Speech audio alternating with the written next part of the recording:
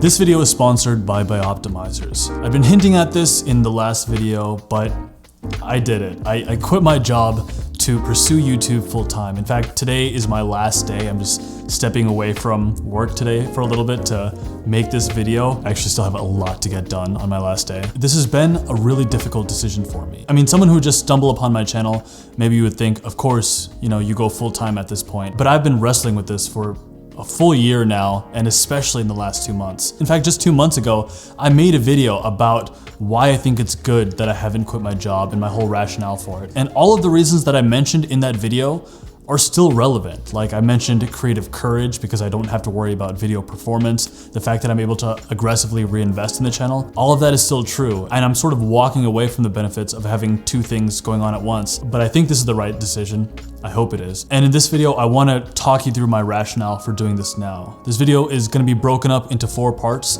The first is why I didn't quit my job sooner, why I haven't been a full-time YouTuber for the last year, even though the channel has been generating more money than my day job for about a year now. The potential benefits that I'm seeking in going full-time, the potential pitfalls, what I think could potentially go wrong by my decision here, and lastly, the future of this channel, where I'm hoping to take the channel, the direction I want to go in now that I have more time available to me. So the first reason is why I have not gone full-time on YouTube up until this point. The reason is because I valued scope more than having free time. Up until now, I didn't have the resources to make the videos with the scope I wanted. I'll tell you straight up, until like May of last year, my channel wasn't really making any money.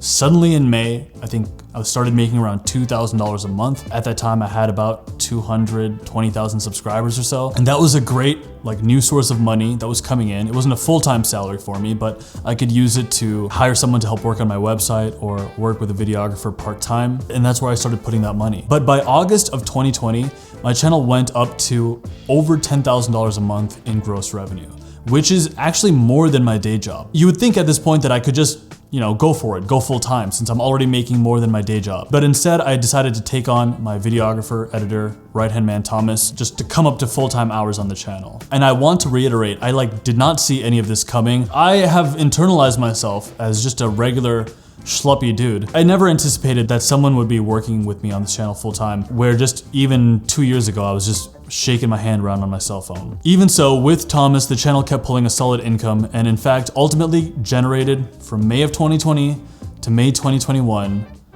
$130,000, which is a crazy amount of money. In May of 2020, this is not income I would have expected or projected for. And in fact, with this channel, my original ambition was never to make money. I didn't care about the money. I didn't know there was money to be made, honestly. I didn't turn on monetization on my channel for the first year and a half. All the time, even now, I let myself get demonetized on videos just because I want to use a certain song, because I'd rather have the song than the money. The whole goal was maybe I can use this channel to get famous enough to get a Hollywood agent at one of the top 5 agencies, which has been a goal of mine for the last 6-7 years and something I've never been able to pull off. And I figured, hey, I don't know how much it's gonna take, but I thought maybe if I get to 300,000, 400,000 subscribers, maybe it's gonna take 1 million subscribers, maybe that would be enough for someone in Hollywood to let me in the room. And back to the point of scope over time, of that 130K generated, I spent back $110,000 last year. This went into actors, locations. I bought 10 new lenses, a bunch of lights. I had an empty house because I just bought a house and I filled it up full of furniture.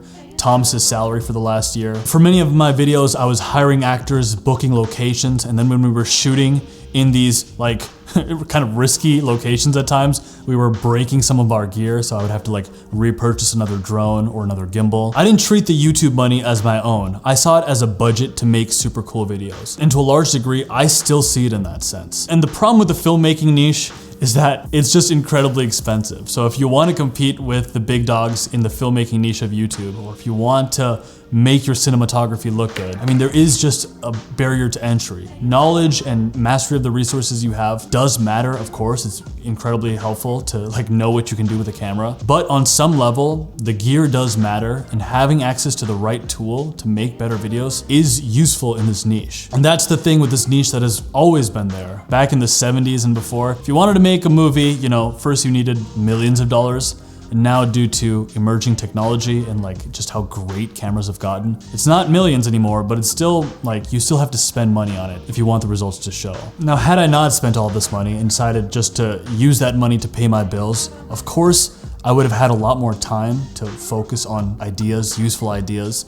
And I actually don't know if that would have led to better videos, but at least for the style of video that I'm interested in, I wanted the freedom to spend money on that scope. So that's why I hadn't left until now. But now I want to talk about why I'm leaving my job now and what potential benefits I'm looking to accrue by going full-time. So what's different now? Why am I seeking to go full-time on the channel? Why have I made this decision if the rationale was, I wanted access to scope and the freedom to spend money on videos? I feel I've spent the money and invested the money I needed to make visually and sonically good videos. But at this point, I feel that the technical is covered and the story matters most. I genuinely feel that from a technical sense now, I'm not really lacking in any way. And after a certain point, you get diminishing returns on how much more you invest technically. When it comes to image quality, sound, 90% of that is covered now. So I'm anticipating that a lot of these technical expenses, these investments I'd made in the channel in the last year, they should be lesser now. Maybe not gone completely, but I anticipate that I won't be spending as much on gear because I have a house full of gear now. Having extra time to think deeply, to write better material, to spend more time filming or going to a location at 1 in the afternoon or 2 in the afternoon, as opposed to timing everything perfectly on the weekends, it's gonna be a huge asset. And it'll be a superior investment rather than just increasing my game technically. Number 2, I was sacrificing my health to make both things work. Like having 2 basically full-time jobs, it is tough. A lot of people in the world have to do it, of course. Like I've been in a really privileged position for like a few years now, so I have to acknowledge that every time I tell myself that I'm doing like crazy hard work, I know that like I'm really lucky this all happened and it worked out to this degree. But over the last winter especially, my office work had gotten really intense. I was working long hours and there were times where I think my manager could tell I was distracted by something that I wanted to do for this channel, and there were still client deadlines we had to hit. So I was trying to do it all. There wasn't really a lot of downtime. I was working nights. Actually, I would dedicate like entire weekends to just this channel. And I do feel as if like months were going by and I didn't really have like a recollection of my life or what I did with it because I was just it was just always the next video. I'm just trying to survive the next upload. At the time, I was also going through like some tough problems with my relationships, and that was really psychologically like taxing, and even that took up a lot of time. So a lot of this like self-help, self-care stuff that I would preach about early on, like working out, meditating, pranayama, doing affirmations, I was just like I was not doing that anymore. I was actually just ordering takeout all the time, and I gained a lot of weight last winter. I had like insomnia. I'm surprised at myself that I managed to keep these struggles under wraps during the uploads of that time. But looking back, there was not a lot of balance. And I'm like blessed with naturally strong and good brain chemistry. So I was able to weather that season of my life very well, very nonchalantly, at least externally. But I don't think it would be worth the price to do that again this year. And the winter every year kicks my ass. I don't want that this year. I want to have like a little more mental freedom and the time to work out and meditate and do all these things that I would talk about back in the day that I suddenly like pushed out of my life because I felt I was too busy for it. So these are the main benefits that I'm looking to gain access to. I want my scripts to be better. I want there to be more depth and more pacing, more rhythm in my videos moving forward. I also want more time to just be healthy. Just going to drop my work laptop off. Unemployed now. Is this what you just do? This is what your life is like? Well, you ask people on the street for money. Oh, yeah, that helps. That's the move. Now that I'm a full-time YouTuber, we're just gonna, be on the street.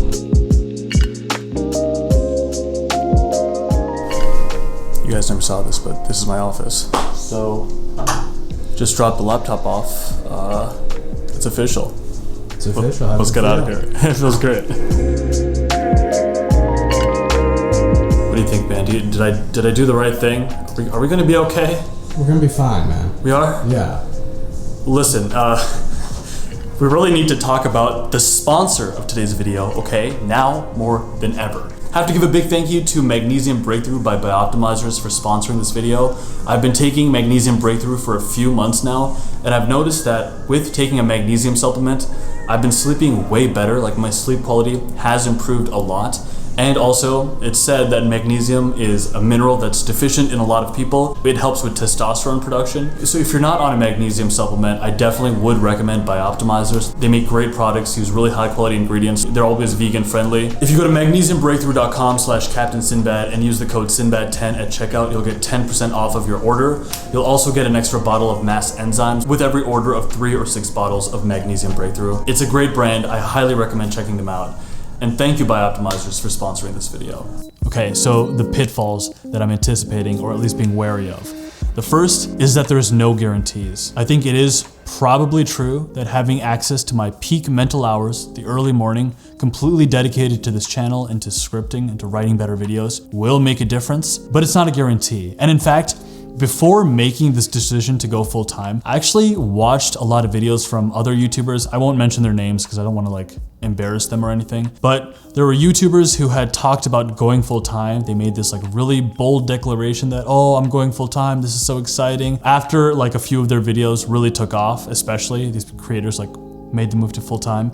And then a year later or 2 years later, they basically couldn't swing it. Like their views started to tank and the channel started dying. And some of these creators who I watched, they like talked about their struggle to get views or to make money off their channel once they went full time. And just as like a psychological thought experiment, like a stoic exercise, I thought to myself, okay, just so you know, this could happen to you too. The only reason a lot of the videos that get views do get views is because you have to work really hard for those views. And maybe, I mean, it's possible, one of the big reasons that my channel really started to grow at a certain point is because of these short form comedy sketches, which I don't do all the time, and it's not like the primary video that I make. Maybe that's gonna affect channel growth. Maybe it's not gonna be as good as I thought. A second pitfall that I'm sort of mindful of is that Thomas and I, we could end up hating each other. I mean, theoretically, we're gonna be spending more time together now. And I'm kind of a neurotic person, and especially when it comes to like editing or working together on edits, I get so caught up in minutia, I get so like obsessed with little things. I have such high expectations for myself that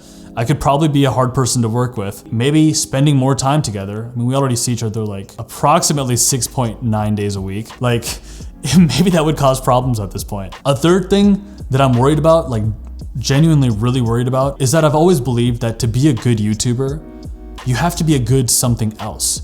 You can't make just the YouTube thing the main thing. At least from like personality driven channels and stuff, YouTube is there to share what you learned on the battlefield. And for a while, the job was a way of explaining how I'm like processing daily life. It's like my battlefield. I use examples from working the software job into examples in my videos. So if I'm talking about focusing, I can talk about my struggle with focusing with the job, but if I'm just making videos, then all my examples are gonna be with video making. It might make me just like too caught up in an ethereal thing. I might lose any relationship to reality or like how a typical person lives their life. And I'm not sure actually how to solve this problem. A friend of mine, Cody Warner, made this great video called Dear Journal, Am I a YouTuber? And he talked about how if you wanna be a good YouTuber, you have to be something else. And I think maybe if I'm not a consultant, I don't exactly have something to fill that void. I mean, I have the tools to learn what that something else could be, but I don't have them quite yet. And I'd love to fill up that gap by saying that I'm a proper filmmaker. Maybe I've called myself a filmmaker in the past, but in order to be a filmmaker, you have to make a film, even a short film. So I think the new other thing might be more like a filmmaker in like the classic, like making short film sense. Tim Ferriss has this exercise that he talks about, which I find really helpful, about fear setting. And thinking through these pitfalls was my own version of fear setting, where I can think now like there's no guarantees, the views could dry up, the channel could stop generating money. Okay, well, what's the worst that could happen? Well, I've got some money in the bank. I do have like money saved up, like an emergency fund, so I could pull from that. And also, I could always just go back into the marketplace and get another software job. Like I know how that world works. Now I have like years of experience and I know what it would take to polish up my resume. I could probably actually go back into the market at a higher salary just because I'm more experienced now. Second, with the thing of Thomas and I potentially hating each other, I mean, the odds of that happening are actually pretty low because we do understand each other pretty well now. We have a system in place and we're pretty good at communicating with each other and like speaking honestly about what's up or if there's a problem. So we tend to resolve things quickly. But worst case scenario, you know, like we hate each other, I never talk to him again. You know, it's kind of a benefit, honestly. Like actually it sounds pretty great. Maybe we should get the And the last point of finding the other thing that could be like my reason for making stories on the channel, I feel reasonably confident that I have the tools to find what that next thing is. So while I recognize these pitfalls, I'm excited to take on this risk. I'm excited to push forward with this journey. And that brings me to my last point really briefly, the future of this channel. Like, now that I have an extra 40, 50 hours every week, what am I gonna do with it? Well, with the direction of this channel, I want to move more into vlog influenced videos. Not straight up vlogs, but influenced by lifestyle challenges and interacting with an environment, because I think I feel more excited and I feel like a more authentic version of myself when I'm not just doing A-rolls to the camera. I have a paranoia that it ends up coming across as preachy or something. I think sometimes the videos are not as fun and dynamic as opposed to like that vlog influence being there is, I think, really exciting. So I want to do things like more lifestyle challenges and also travel more. Secondly, video essays. I'd like to make videos with deeper arguments, and I'm really intrigued by this video essay format, which I really haven't done. But I just had a chat with Jake Tran, and of course I've been hugely inspired by James Johnny as well. I mean, I would not invade their niches, like I don't know how to make any video essay on anything political or anything like that. But could I make my own interpretation on the video essay niche and put out video essays with great arguments? I'd like to try, and I would be excited to do that. And lastly, I want to keep making some styles of videos that I have been making, but just dial up the pacing and dial up the rhythm, the storytelling in them. Things like the genre series, which is like a classic personal development video, but it's got like a storytelling element to it. I'd love to make more of those. And of course, my overarching goal for the next year would be to make a short film. In fact, if I could go up to like 3 short films made between now and this time next year, they don't even have to necessarily be good. I just want to get the experience of writing something long form, serious, not just a sketch, and then seeing if I can learn about how to become a better director from it. I would be very happy with that. So if any of that seems intriguing to you and you're new to this channel, I'd love it if you'd subscribe. Now I have to tell people to subscribe. It's like 100% my job now. But also, before closing out, I want to say a huge thank you to everyone who's ever watched, all 40 million views that have been on this channel so far. Yeah, 3 years ago, this was just something I never anticipated. And it means everything to me. Like, it means life itself. I'm so excited for this opportunity and incredibly thankful.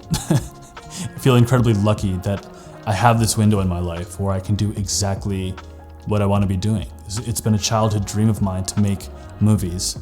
And, you know, I'm not throwing away my shot. We're really gonna get after it this year. So thank you. It's done, we did a thing. Greatness is potentially coming. Potentially. Potentially, it's not guaranteed. It's not guaranteed. See you guys in the next one.